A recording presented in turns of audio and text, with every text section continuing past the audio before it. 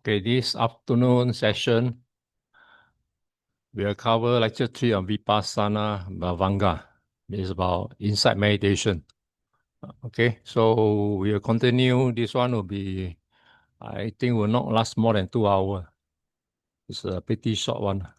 So we'll understand what is Vipassanā meditation is about.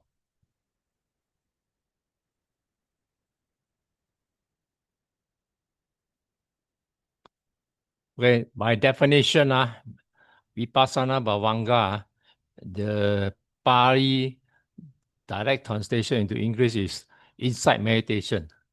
So it's a traditional Buddhist meditation practice aimed at developing clear awareness. So important about insight is at all time you have to have a clear awareness of your this object or whatever surrounding you are in. So this is called internal part of your development of awareness and the insight into the true nature of reality. So unlike the earlier one which we practiced in the samadhi, which focus on a constant object without checking what's the surrounding, just to capture one pointedness. This one is awareing all the sensation of your body, hot, cold, whatever, itchy, whatever is coming to you. And then important thing is not to get interrupt by this and then lose focus on what you are doing. So it's one of two primary form of meditation in Theravada Buddhism. The other being the Samatha Bhavana, the tranquility meditation. This is a one-pointedness. Normally this one, most of the other school, they also practice this normal Samatha Bhavana because this it doesn't mean that are owned by this Buddha. So this is a meditation which long be existent in India. So nobody own it. So it's only Buddhist or Buddha discover. If you want to break through, we have to go to this Vipassanā Bhāvanā. That means the insight meditation in order to get yourself released to achieve Nibbana in the coming time. So this is only practice which you're able to get released.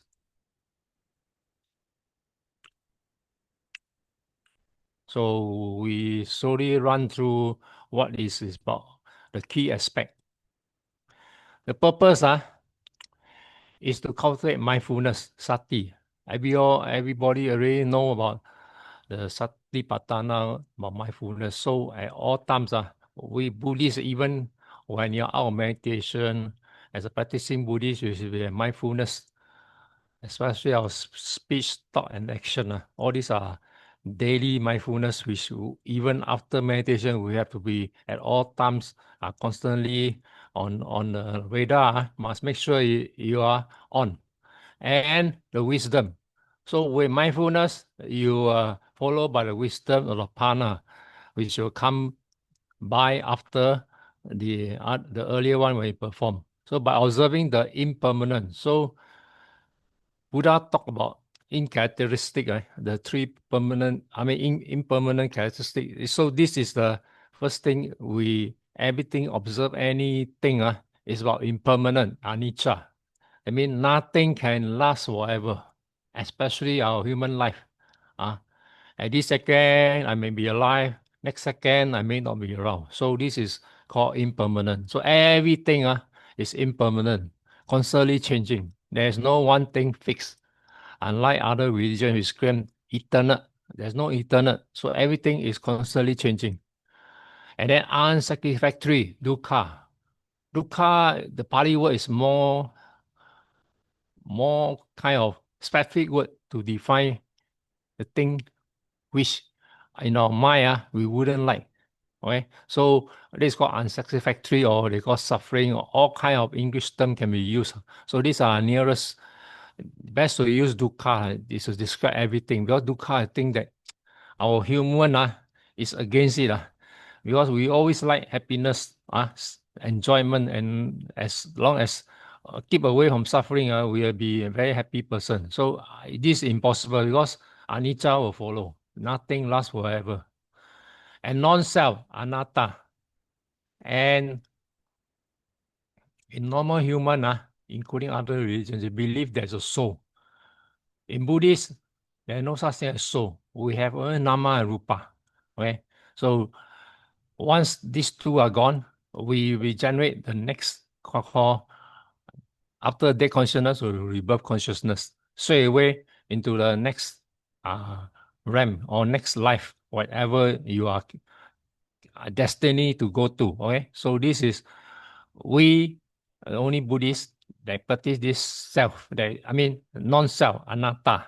Right, anatta is the essence of what Buddhist teaching. Basically, the three characteristics: anicca, dukkha, and anatta. So vipassana, when you practice, you are really going to understanding all these three of them. Okay, through your kind of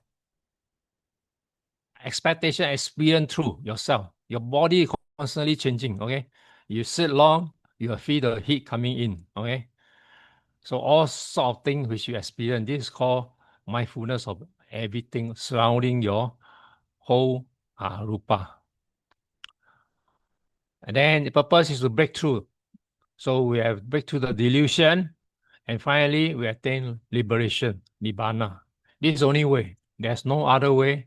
Study will not put you to nibbana. Study is only for your knowledge, and you still need to practice vipassana meditation.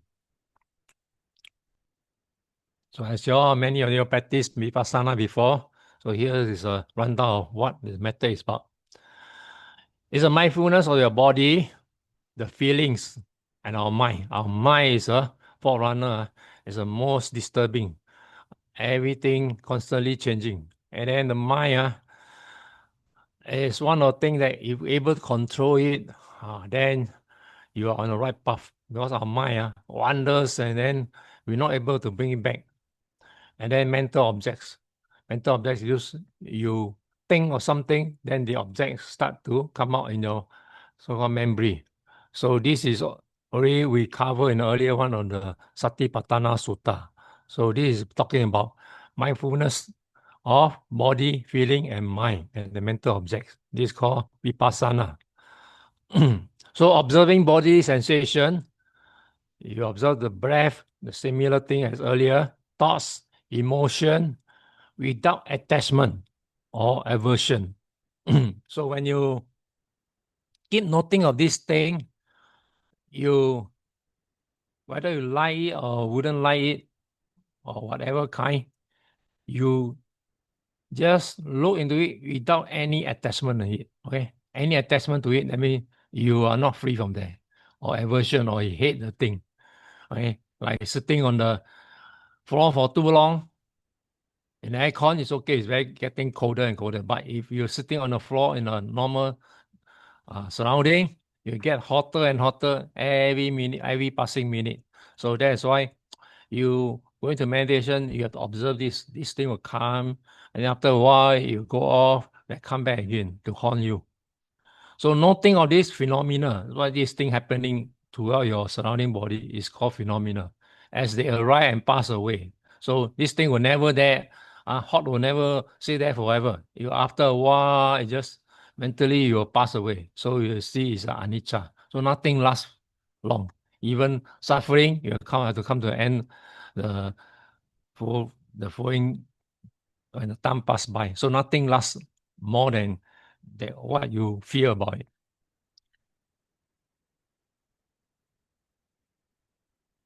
So next one, how you get to here.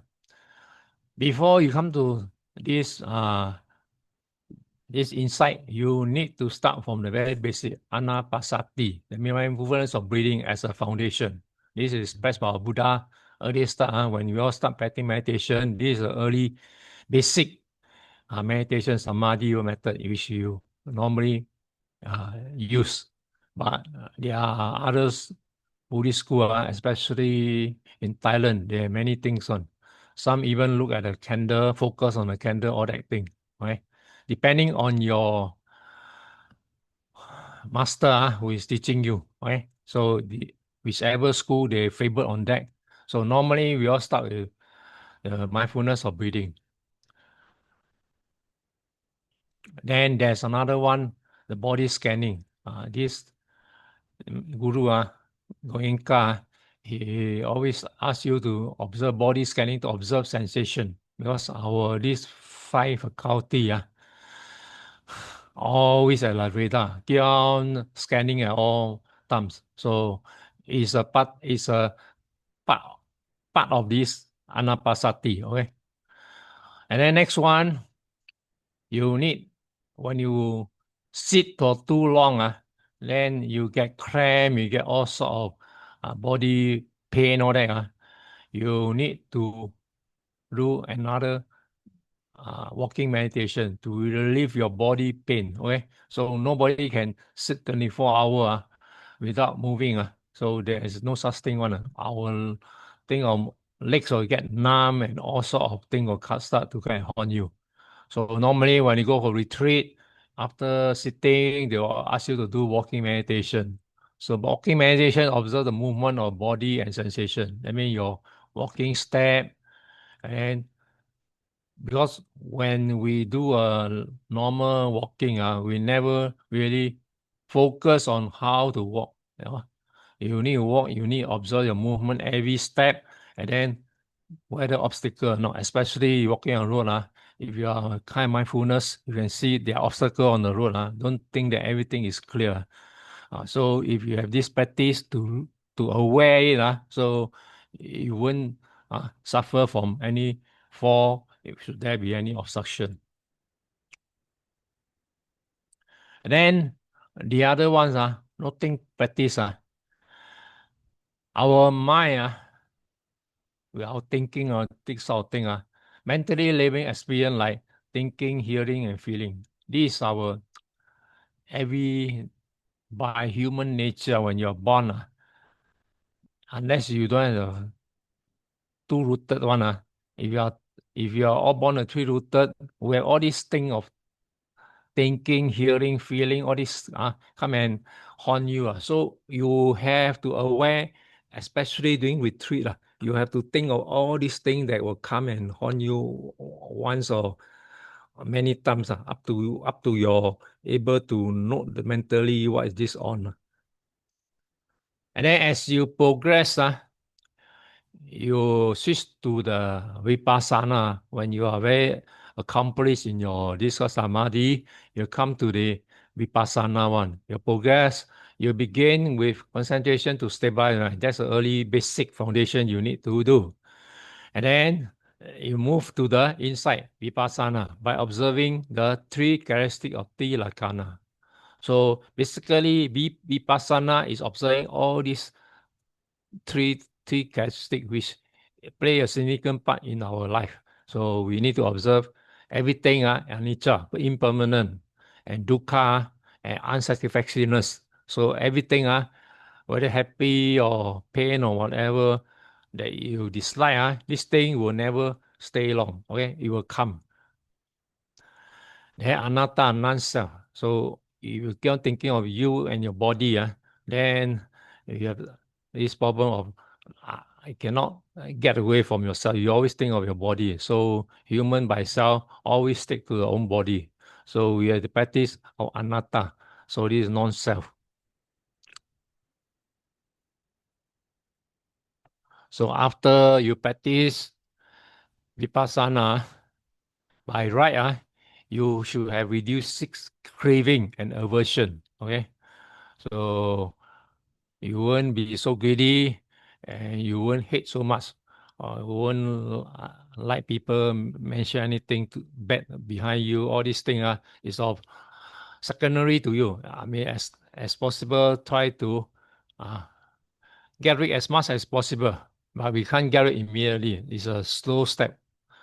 Then when you start reducing this, you will enhance your clarity. I mean, you look things at a very clear aspect. I mean, you will not able to absorb by anything. Then you take things at equanimity. You don't take side. You stand at neutral to understand it. And then the next thing is emotional balance. You will not straight away disturbed by any of these what you call things that come upon you and then straight away react upon it. So when you are practicing Vipassana, you should see yourself having this thing uh, improving each and every day when you are on the progress path. Clarity, equanimity, and emotional balance. And then when you go on higher advancement, then you will lead you to deeper spiritual awakening, which we aim for. This is a stream entry. That's at least the very basic, something like we call a basic degree. You need to achieve this to get liberation. Okay, stream entry, you only need to come back 7 lives and get the Nirvana. So this is the short rundown of what is Vipassanā Bhāvanā. So next one, we'll see the difference between Vipassana and Samatha. Vipassana develops insight. Samatha develops concentration. So these are different. Right? And then Vipassana focus on impermanent. Right? Impermanent, anicca. And then Samatha focus on single object, like breath or kasina. So whatever, Buddha ever give you 14 subject of meditation. So whichever thing you are given, you must have focus and have a clear understanding of what you're doing in every samatha sitting. And then at Vipassana, as you progress, you have more and more wisdom. So wisdom understanding of the true nature. And that's what we aim for. But for samatha, it will lead you to deeper absorption, like the various state of jhana. Okay? So for those people who are in this higher state of absorption, you come to the highest one, the fourth or fifth, that one, you need to get out from there. If not, you'll be very happily stuck down here and will never develop to Vipassana. So those teachers who are teaching you samatha should be able to mention this. If you go every time go to good jhana and then you don't wish to come out, then you lead you to nowhere. You must jump out to Vipassana. So here they mention is about canonical text for your spiritual training. So you need this kind of trial of training. They call the Tivida Sikha. And then you need a morality sila. And then you need concentration samadhi. And then finally you get the wisdom of pana. And you also need to tread the Noble Eightfold Path form of highest development of this training. So it's not so easy. Even with meditation, in your life, you still need to follow the Noble Path of training. Okay, Noble Path, the Eightfold Path. So it's not so easy. Just by meditation, you can get released. No such thing. So it's a very slow and hard way of treading the Buddhist path. Okay, that's why when you study the Mahayana, they treat this as what very kind of what self kind of development, never help many. Okay, that's why when you come to the Mahayana and Theravada kind of comparison, then you understand how this Theravada have been treated as selfish, because we need to train ourselves before we can help many others. Okay, so that's why not easy to practice Theravada practice, because important is all about yourself. If yourself is not qualified, how to teach others, right? So many people say that Theravada practice is more of a selfish kind, treating more of yourself than treating all the mess, right? So this is up to them. So we have to learn our way of understanding what is Theravada practice about.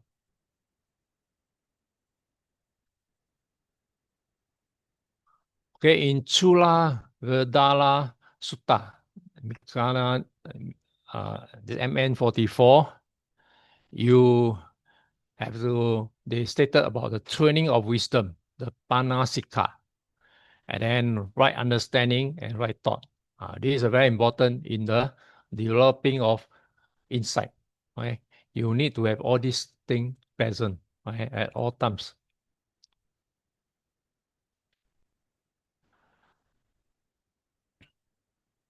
So what is training of morality? The Sikapada, Sila Sika, about right speech, action, and livelihood. Okay? Right speech, I know, talk the right thing. You have nothing better to talk, keep your mouth shut. Okay? Bring a Buddhist book and read up yourself. Don't like some people cook up story, cook up gossip to create how to pass one every passing day. Okay? That's why in Buddhist we are being mindful. Our speech very important. We tend not to able to control. So by all time mindful. Right speech is the most important. So what is spoken out cannot retrieve. Right? That's the most hurting part. And then right action, what the right thing to do, and the right livelihood. Okay? Right livelihood, as a Buddhist, a true practicing Buddhist, we have to avoid all kind of trait that harms our spiritual development. Like one thing, you say you are a salesman, okay? It's a livelihood for you. But a salesman, kind of truthful salesman, is very hard to find, okay? Really hard to find because you cannot talk bad about your product or services provided. You everything have to paint out all the beautiful things, okay? There's no way say criticize this. When you criticize something, nobody will buy from you. So salesman is a very hard job. If you are practicing Buddhist, it's very hard for you to speak right thing, okay? I hide a lot of all the bad thing.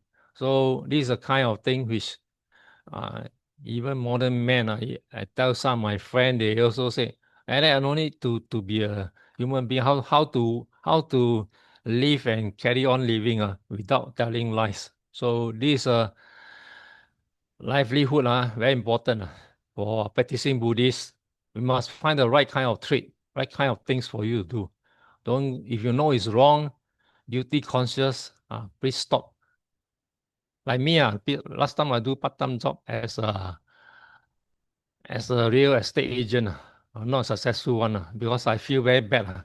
Things that are so horrible, you have to talk until so good because you have to satisfy the owner. They ask you to sell or to rent. You have to talk all the good things, and then when all the customer you met, then you just cannot say bad thing about your this particular unit. So you have to praise all the best thing.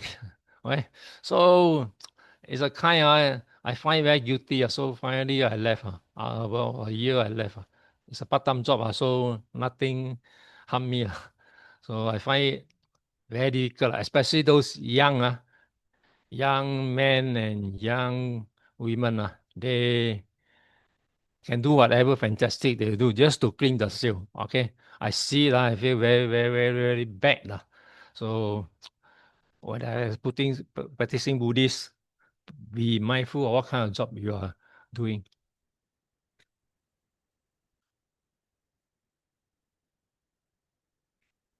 And training of concentration, samadhi, sikha. Right effort. You must doing the right thing. Okay, you must do the thing without. You do it with kind of eagerness and then without any hatred or without any force by somebody. Right? This is the right effort. So you must keep on doing the right thing without any what kind attachment behind it. Okay. Some people like doing dana, right effort, right? It's a good thing. But the behind it, you do dana hoping for in return for something you give to in order to get something back. This is bad. So you must know what is right effort and right mindfulness. When you're practicing meditation at all time, but 1 hour meditation, you still must carry on. Just because meditation need it, then In your daily life, you also need right mindfulness and then right concentration. This also, in a way, you practice concentration. It helps you for the, especially study on things. You have a very good kind of capturing thing on what you're going through, especially reading of books. So you read your books, don't just blindly read a concentration. That's why always carry yourself with a blank piece of paper. Don't now whatever good things down there. Okay. Even you better can read a page and a page chapter. So these are things which will help you what you call right concentration, the thing you focus on.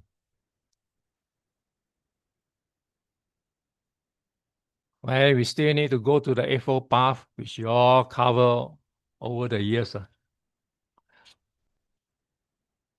Although the three forms of training may be developing simultaneously and consider the support that one form of training can lead to another. So this is called follow-up, one after another. Morality is treated as the indispensable foundation for concentration. So that's why Buddhists, everything is about morality. So if you're lacking in morality, the other one, like concentration, will not be fantastic. Right? You may have kind of short one, you cannot have long one. So morality is a factor that progress you for the concentration, which is one to the threshold of the Nibbana. So basically, morality very important in Buddhist. That's why Buddha always talk about lay people, five precepts. If you can hold on to the five precepts, it's sufficient rather than hold the 227 by the monks. Okay. Unfold wisdom to which alone can enter the realm of the Nibbana. So when the wisdom arises, then you can lead the path towards Nibbana. So it's not easy. So Theravada training is a long, tedious, and then a lot about yourself, right? That's why we are called self-centered, whatever they classify it. So there are three kinds of training. This is under the Eightfold Path, training in wisdom, the Pana, and then training in the right view. Right view, samadhi. You know, have wisdom, then for wisdom, the right, and the right view, samadhi. Understanding the Four Noble Truths. You all know, the Four Noble Truths, the karma. This is Sanskrit karma. The Pali is Kamma. And the dependent origination. So with right view, you might have all these things in, right? And right intention, Samma Sankappa. So Buddhist karma created is intention. So you must have right intention. Cultivating intention of renunciation. Renunciation don't mean just become monkhood. Okay. A lot of things you have to give up. Like worldly kind of attachment. Like one of my friends always like Gucci. Adidas, all the famous brand. So you ask him to take another brand, there's no way. So you must have this kind of renunciation. Don't keep on sticking with the kind of things you want to have. Goodwill, always be kind. And harmlessness, not to do any killing, especially when you are Buddhist preceptor, you take five precepts. No more eating live fish or crabs. Once you see it in your eyes, in your own present eye, then you see them cook it. No way you can eat it. You call yourself a five preceptor. So all these things at all times, even if you are the kind of take precept, it's up to you. But for those preceptor, you take at all times, harmlessness. Then the next one is training in the ethical conduct, the sila. As I told you, right speech, the samavacha. This is a thing which in our normal life, if without mindfulness, easily committed. So you must abstain yourself from lying, divisive speech, harsh word, and idle chatter. Okay? Like some of those people, how to pass time, cook up story, gossip, then the time will come easy for them. Then right action, Samma Kamanta.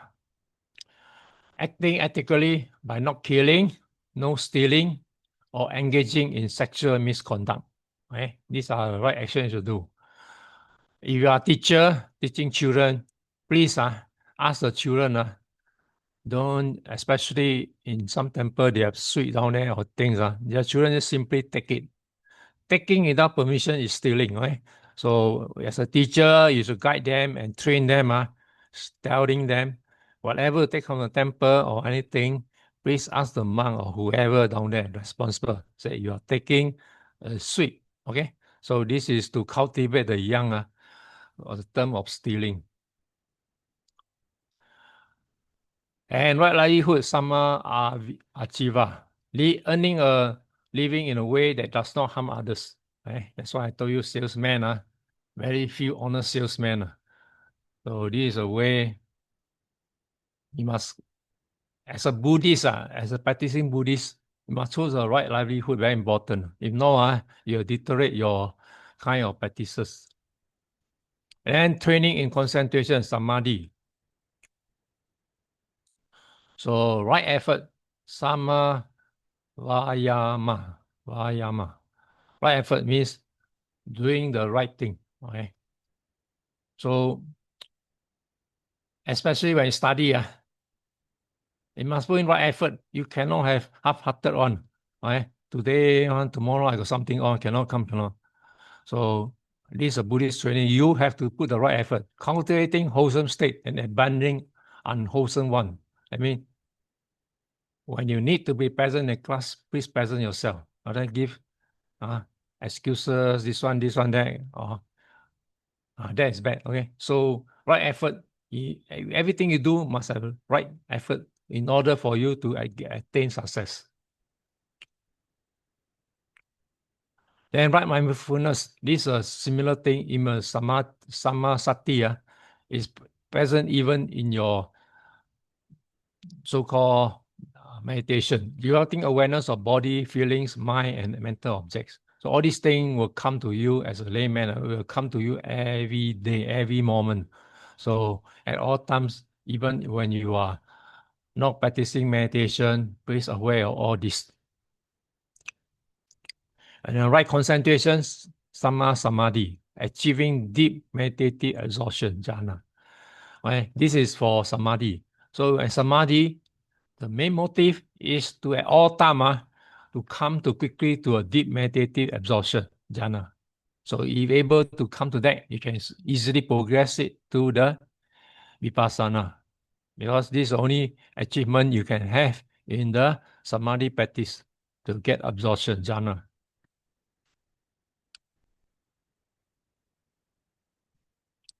Then we talk about Satipatthana Sutta. In Satipatthana Sutta, basically it's about concentration.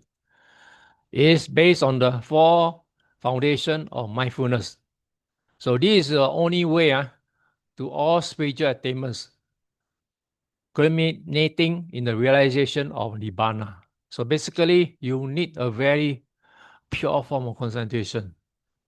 So in the Satipatthana, it talk about this. So you practice this, and then really wholeheartedly practice, you should realize Nibbana in a very soonest time.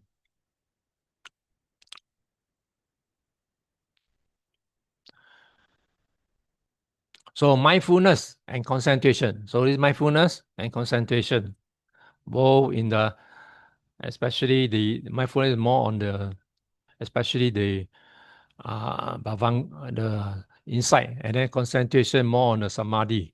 Exercises that are included in the comprehensive scheme of mental culture. These are called mental culture. What Buddhists call Buddhist psychological ethics, bhavana meditation. Okay, so this is a way how meditation works.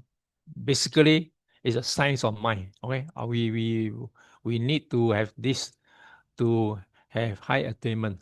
It's a science of mind.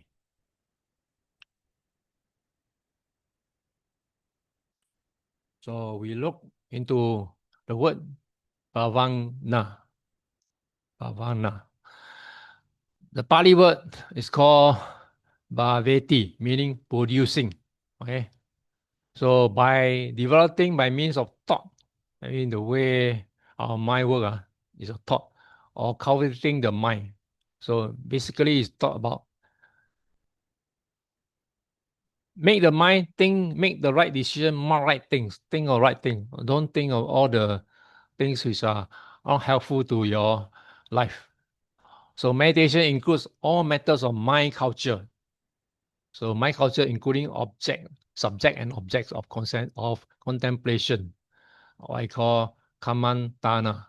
So when you go to this higher meditation, your mind is to focus on a particular mind object. Okay, then you contemplate on this mind object of staying and understanding the changes. All these mind object always same thing as what we see in our so-called the earlier samadhi one. The mind object. So mind object is the highest kind of thing which we contemplate on when you go higher up to the insight meditation. So Buddhist meditation is a comprehensive and elaborate system of mental culture and practice consisting of two branches.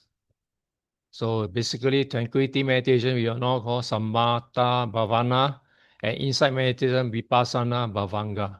Okay. So for those who are practicing meditation, this particular topic will help you to understand fully if you are not able to in the past. Okay?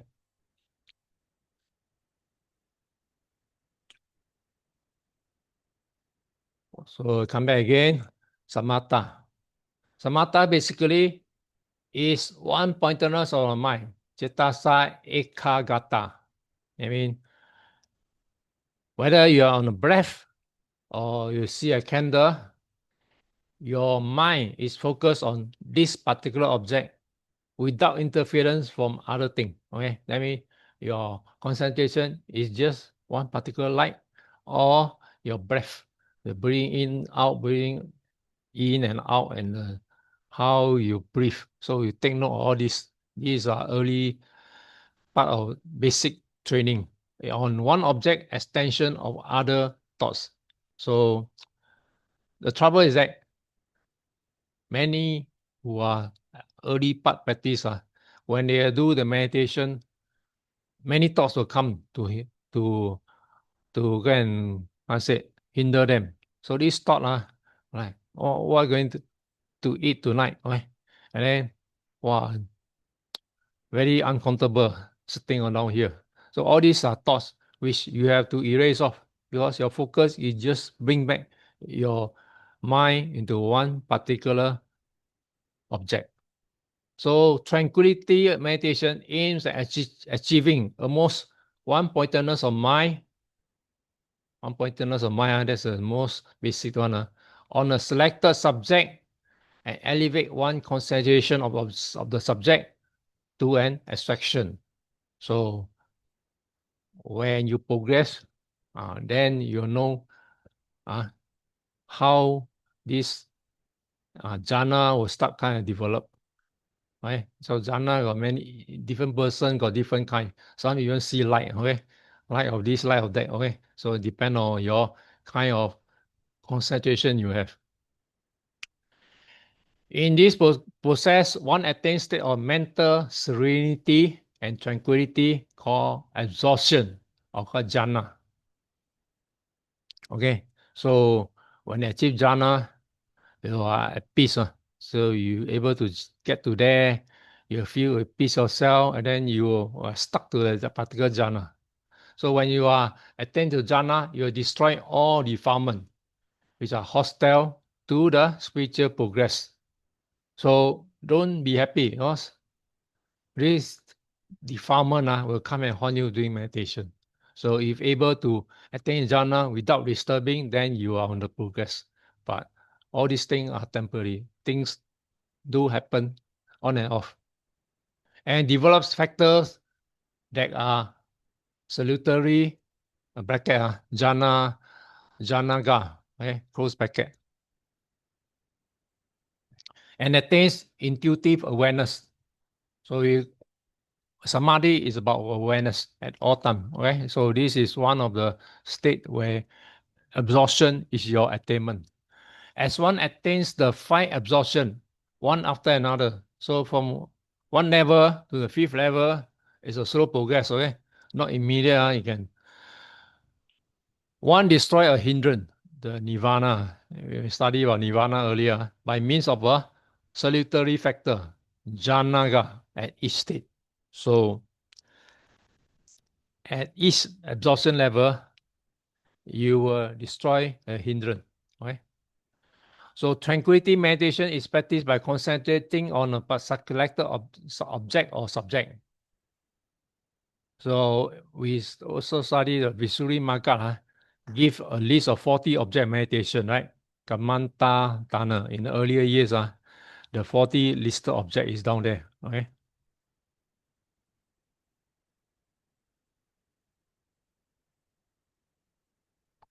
Then tranquility meditation is not an end itself, but a means to an end. So we achieve until the 5th jhana, you have no more further breakthrough. Okay, you must cross over.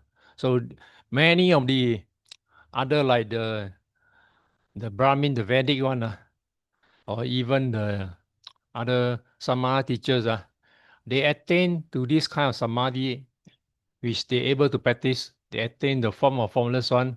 They claim that they are the highest. So our Buddha is more than that. So this tranquility meditation doesn't mean that you achieve the highest level of attainment. So you need to progress further. If not, you are stuck around there.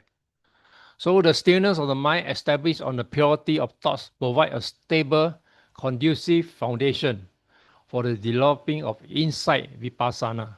I mean, when you achieve to the 5th jhana, it's a time for you to progress to the vipassana meditation. If you start down there, that's it. You will never progress further. You only stay at the 31 realm existence, which consists of seeing all phenomena in their true perspective. So when you back to Vipassana, you'll start observing phenomena, changes. Okay? Vipassana is about changes or phenomena in whatever kind. We stop for 10 minutes. Okay.